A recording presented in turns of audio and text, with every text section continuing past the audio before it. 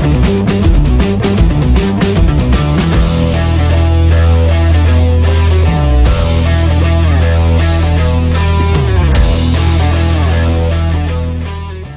में हम ASP.NET के कुछ मुख्य भागों के बारे में बात करेंगे।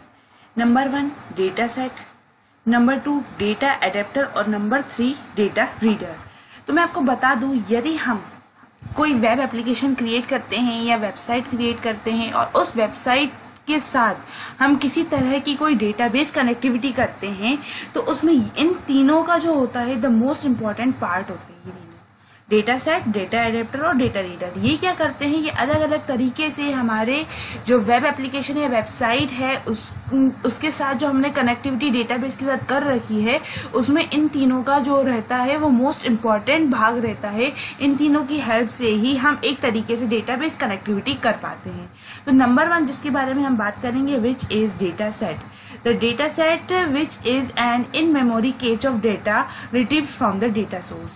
तो डेटा सेट है वो क्या करता है, डेटा सोर्स यानी कि किसी भी डेटाबेस से डेटा रिट्रीव करने में हमारी मदद करता है। Data source is the major component of the ADO.NET architecture. जैसा कि आप जानते हैं, जब भी हमने कोई वेब एप्लीकेशन या वेबसाइट क्रिएट करी है तो उसके लिए हम ADO.NET आर्किटेक्चर का यूज करते हैं।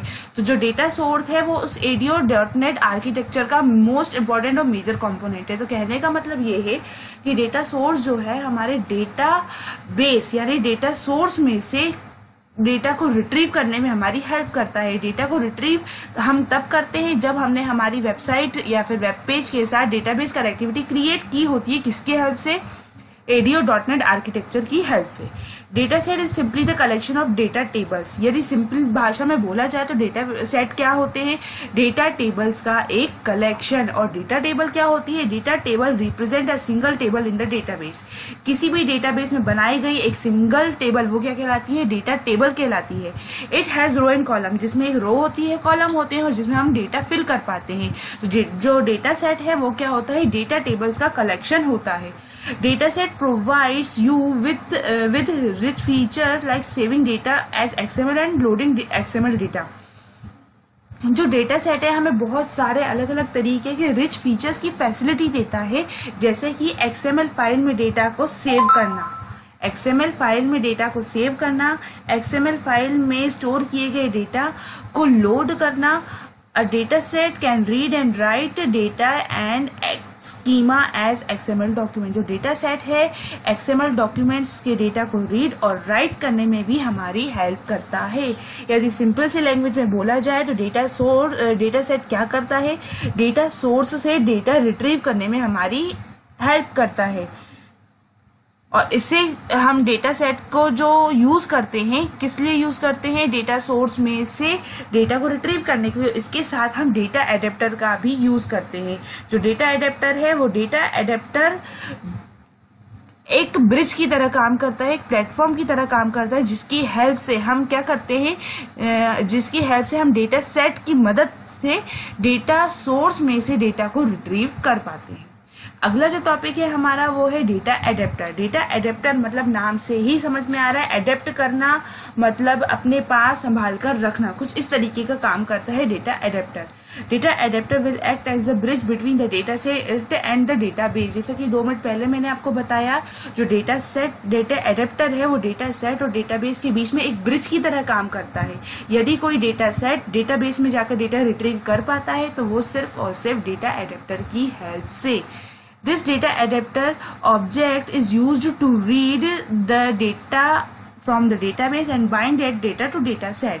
जो डेटा एडेप्टर है उसका जो मुख्य कार्य क्या होता है? मुख्य कार्य यही होता है कि डेटाबेस में से जाकर डेटा को रीड करना और डेटा सेट में उस डेटा को दर्शाना। Data adapter is a disconnected oriented architecture. तो मैं आपको सिंपल से अगर भाषा में बोलूँ तो डेटा एडेप्टर है वो डिसकनेक्टेड ओरिएंटेड आर्किटेक्चर। कहने का मतलब ये है कि जब हम हमारे वेब एप्लीकेशन या वेबसाइट के साथ कोई भी डेटाबेस कनेक्टिविटी करते हैं तो डेटा एडेप्टर क्या करता है? डेटा सेट मतलब हमने जो हमारे डेटा सेट फॉर्म पर डिजाइन किए हुए हैं उसको और डेटाबेस को कनेक्ट करने में एक ब्रिज की तरह काम करता है। और इसका मेन मुख्य कार्य ये होता है कि डेटा सोर्स में से जाकर मतलब डेटाबेस में से जाकर डेटा को रीड करना और डेटा सेट पर उस डेटा को दर्शाना।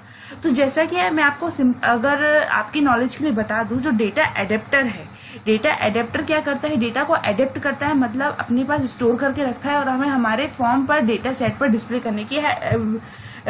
करने में मदद करता है। और अगर मैं आपको ये बताऊं कि डेटा एडेप्टर जो है वो बहुत सारी अलग अलग तरीके की एसक्यूएल स्टेटमेंट का यूज करके डेटा को रिट्रीव करता है और डेटा सेट पर शो करता है, जैसे सिलेक्ट, इंसर्ट, डिलीट, अपडेट। तो ये सारी कमांड्स का यूज करता है कौन, डेटा एडेप्टर, डेटा को रिट्रीव करने में, डेटा को देखने में, डेटा को रीड करने में। कौन कौन सी कमांड का यूज करता है, सिलेक्ट, इंसर्ट, डिलीट और अपडेट। और इन चारों कमांड में से इंसर्ट, डिलीट और अपडेट ऐसी कमांड्स हैं जिनका यूज जब हम करते हैं तो डेटा एडेप्टर क्या करता है, डेटाबेस में जाकर चेंजेस करता है। और सिलेक्ट ही एक ऐसी कमांड है जो जब हम उस कमांड को रन करते हैं तो ये कमांड डेटाबेस में जाकर किसी भी तरह का कोई भी बदलाव या चेंजेस नहीं करती है। तो चलिए अगला जो हमारा टॉपिक है वो है डेटा रीडर। डेटा रीडर नाम से ही समझ में आ रहा है डेटा को रीड करना। ये क्या करता है, डेटा को रीड करता है। तो data reader is used to read the data from the database and it is read forward only the collection oriented। यदि सिंपल सी लैंग्वेज में बोला जाए तो डेटा रीडर क्या करता है, डेटाबेस में रखे हुए डेटा को रीड करता है, मतलब पढ़ता है। And it is a read and forward only the connection oriented architecture during the fetch the data from the database.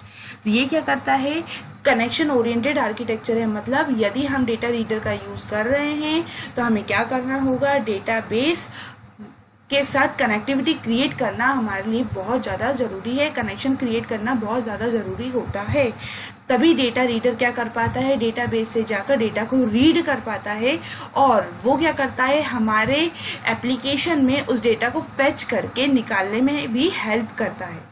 Data reader will fetch the data very fast when the compared with data set. तो data reader क्या करता है, data को बहुत ही जल्दी और बहुत ही अच्छी तरीके से फेच मतलब निकाल पाता है डेटा सेट के मुकाबले। तो डेटा सेट और डेटा रीडर दोनों ही एक जैसा काम करते हैं, पर जो डेटा सेट है वो बहुत धीरे धीरे और आराम से डेटा को फेच करने में हमारी मदद करता है और जो डेटा रीडर है बहुत ही फास्टली डेटा को रीड कर पाता है। तो चलिए अब हम इन तीनों का यूज करके हम क्या करेंगे, एक प्रोग्राम बनाएंगे जिसमें हमें क्या करना है, accessing data using data adapter and data set. हमें क्या करना है, डेटा को एक्सेस करना है, किस किस की हेल्प से, डेटा एडेप्टर और डेटा रीडर की हेल्प से। तो हमें क्या करना होगा, तो हमें सबसे पहले एक एप्लीकेशन क्रिएट करना होगा। जैसे कि आप यहाँ पे देख पा रहे हैं, मैंने अपनी स्क्रीन पर विजुअल स्टूडियो ओपन करके रखा हुआ है। इस विजुअल स्टूडियो में मुझे क्या लेना होगा, मुझे एक फाइल में जाकर न्यू के अंदर जाकर एक वेबसाइट लेनी होगी। वेबसाइट पे मैं क्या करूँगी, वेबसाइट में सबसे पहले मैं कुछ ऐसा प्रोग्राम बनाऊंगी जिसमें मुझे क्या करना होगा, जिसमें मुझे डेटा को फेच करके आपको दिखाना होगा। तो हमें क्या करना है, एक्सेस करना है डेटा किसकी हेल्प से, डेटा रीडर और डेटा सेट की हेल्प से। तो अब आप यहाँ पे देख पा रहे हैं मेरी स्क्रीन पर न्यू वेबसाइट विंडो आ गई है। इस न्यू वेबसाइट विंडो में आप चाहें तो अपनी वेबसाइट का नाम बदल सकते हैं, लोकेशन बदल सकते हैं, यदि नहीं बदलना है तो आप ओके कर दीजिए, कुछ इस तरीके से। अब ओके करने के बाद आपकी स्क्रीन पर क्या शो होगा, ओके करने के बाद आपकी स्क्रीन पर एक कोड विंडो शो होगी जिसकी हेल्प से भी आप कर सकते हो, बट हमें यहाँ पर क्या करना है, फेच करना है डेटा, मतलब निकालना है। किस किस की हेल्प से, हमें जो डेटा फेच करना है उसमें हमें डेटा एडेप्टर और डेटा सेट का यूज करना होगा। तो चलिए आप देख पा रहे हैं हमारी स्क्रीन पर कोड विंडो आ गई है। अब हमें क्या करना होगा, डिजाइन पर जाना होगा।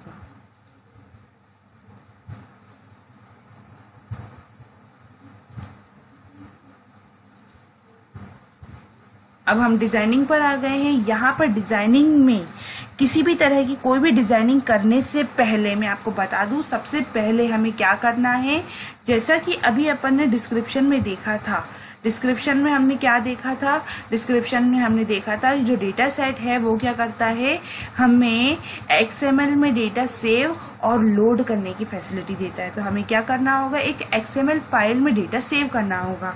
तो अगेन आते हैं हम कहाँ पे, हमारे विजुअल स्टूडियो पर। यहाँ पर हमें जाना होगा वेबसाइट, वेबसाइट के अंदर add new item, add new item के अंदर जाकर हमें क्या करना होगा, एक XML फाइल को ऐड करना होगा।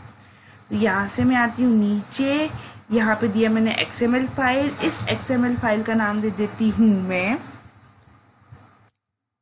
EMP। मैंने क्या दिया, EMP.xml ऐड कर दिया। इस XML फाइल को मैंने मेरे वेबसाइट में क्या कर दिया है, ऐड कर दिया है। अब ऐड करने के बाद यहाँ पर मुझे कुछ कोड करना होगा, ऐसा कोड करना होगा जिसका डेटा मैं अपने वेबसाइट पर शो कर पाऊँ। तो मुझे सबसे पहले यहाँ पर जो कोडिंग होती है वो थोड़ी थोड़ी HTML के साथ ही के जैसी ही होती है, बट HTML में हम पहले से बने हुए टैग का यूज़ करते हैं, बट XML में हम क्या करते हैं, खुद अपना टैग बना पाते हैं। तो चलिए बनाते हैं। सबसे पहले मैंने बनाया एम्प्लॉय। कौन सा टैग बनाया मैंने, एम्प्लॉय। इसके बाद इसके अंदर मैंने क्या बनाया, एक रो। जितनी भी आप रो बनाएंगे आपको एक पर्टिकुलर रो टैग के अंदर जाना होगा। रो टैग के अंदर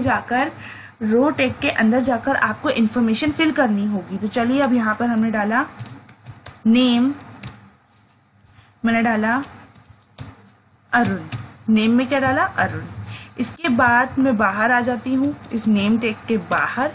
यहाँ पे दिया मैंने एज में दे दिया मैंने 25। इसके बाद अगेन इसके बाहर आ जाती हूँ और यहाँ पे दे दिया मैंने सैलरी। सैलरी में दे दी मैंने 25,000। कुछ इस तरीके से जितनी रो बनानी है आपको उतनी रो के लिए रो टैग ओपन करना होगा, रो टैग क्लोज करना होगा। तो मैं इसको कर देती हूँ कॉपी और इसके बाद इधर आके कर देते हैं पेस्ट। कुछ इस तरीके से। तो इसमें मैंने अरुण, ऊपर अरुण दिया था, यहाँ पे दे देते हैं विकास।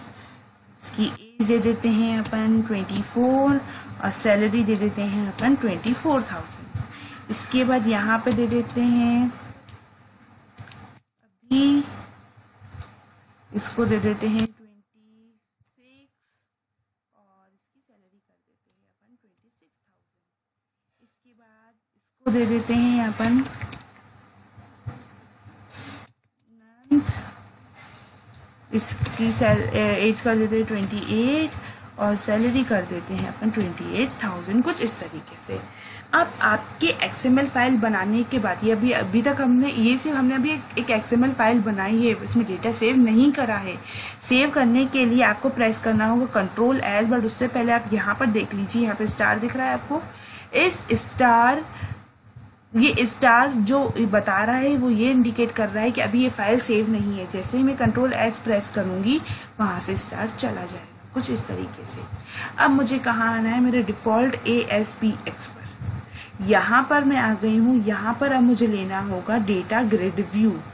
नीचे डेटा टैग में आते हैं, डेटा के अंदर आ गए हैं हम। यहाँ पर आपको ग्रिड व्यू दिख रहा है, इस ग्रिड व्यू को उठाकर मैंने यहाँ छोड़ दिया। कुछ इस तरीके से। अब आप देख पा रहे हैं यहाँ पर आ गया। अब मुझे क्या करना है, अब मुझे कुछ ये काम करना है कि इस डेटा ग्रिड व्यू में, मैं आपको बता दूं, डेटा ग्रिड व्यू जो है वो एक तरीके का डेटा बाइंड कंट्रोल है। Data bind control normal controls ही होते हैं, पर इनमें कुछ ऐसी फैसिलिटीज होती हैं, इनमें कुछ ऐसे फंक्शन होते हैं जिनके कारण ये नॉर्मल कंट्रोल न कहलाकर डेटा बाइंड कंट्रोल कहलाते हैं। तो चलिए अब हमें क्या करना होगा, कुछ ऐसा कोड करना होगा कि हम जब हमारे इस वेबसाइट को रन करें तो इस डेटा ग्रिड व्यू में वो डेटा शो होना चाहिए। क्या होना चाहिए, शो होना चाहिए। तो चलिए हम आते हैं पेज लोड पर कोडिंग करते हैं। पेज लोड पर कोडिंग करने के लिए आप पेज पर डबल क्लिक कर दीजिए। सबसे पहले यहाँ पर ऊपर लिख दीजिए imports system डॉट डेटा। हमने क्या लिखा, import system डॉट डेटा। हमें क्या करना है, डेटा को इंपोर्ट करना है। इसके बाद हमने बनाया ds as new data set। हमने क्या बनाया, dim ds as new data set। इसके बाद हमें क्या करना है, XML फाइल का जो डेटा है वो कहाँ दिखाना है, डेटा ग्रिड व्यू में। तो सबसे पहले हमें क्या करना होगा, XML फाइल का डेटा रीड करना होगा, तभी जाके हम डेटा ग्रिड व्यू में डिस्प्ले करवा पाएंगे। तो रीड करने की जो होती है फंक्शन कुछ इस तरीके से लिखा जाता है, ds dot read XML bracket open server dot map path again bracket open inverted comma Clint slash XML file का नाम हमने क्या दिया था, emp.xml। तो आपको यहाँ पे emp.xml देना होगा, inverted comma close double bracket close. तो आ जाते हैं हम यहाँ पर। अब इसके बाद हमें क्या करना है, जो डेटा इसने रीड करा है उसे डेटा ग्रिड व्यू में शो कराना है। तो grid view 1 dot data source is equals to ds मतलब डेटा ग्रिड व्यू में जो हमने डेटा सोर्स रिट्रीव करा है जो ds में है वो डिस्प्ले करो। और डेटा ग्रिड व्यू क्या है, एक तरीके का डेटा बाइंड कंट्रोल है, तो हमें ये भी बताना पड़ेगा। Grid view 1 dot data bind close, कुछ इस तरीके से। तो ये जो प्रोसीजर होता है वो किसका होता है, ये प्रोसीजर होता है डेटा ग्रिड व्यू में डेटा सोर्स में रखा गया डेटा को डिस्प्ले करने का। तो चलिए हम क्या करते हैं, हमारे प्रोग्राम को रन करके देखते हैं। रन करने के लिए हमें क्या करना होगा, डिबग मेन्यू के अंदर जाना होगा, स्टार्ट विदाउट डिबगिंग पर क्लिक करना होगा, जिसकी शॉर्टकट की होती है Ctrl+F5। Ctrl+F5 प्रेस करते ही आपकी स्क्रीन पे वेब ब्राउजर ओपन हो जाएगा, जिसमें आप देख पा रहे हैं डेटा ग्रिड व्यू में वही डेटा शो हो रहा है जो आपने एक XML फाइल के अंदर स्टोर करा था। तो ये है एग्जांपल किसका, डेटा सेट और डेटा एडेप्टर का, जिसकी हेल्प से हमने क्या करा, XML फाइल में डेटा राइट करा, स्टोर करा और उस डेटा को हमने रीड करा। तो ये कहलाता है डेटा ग्रिड व्यू, जो कि एक डेटा बाइंड कंट्रोल है। डेटा बाइंड कंट्रोल वो कंट्रोल होते हैं जो नॉर्मल कंट्रोल की तरह ही होते हैं, बट इनमें कुछ ऐसी फंक्शनलिटीज, कुछ ऐसी फैसिलिटीज होती हैं जो इन्हें नॉर्मल कंट्रोल से थोड़ा सा हटके डेटा बाइंड कंट्रोल कहलाने में हेल्प करती हैं। तो डेटा ग्रिड व्यू क्या करता है, किसी भी डेटाबेस या डेटा सोर्स से डेटा रिट्रीव करके हमें डिस्प्ले करने में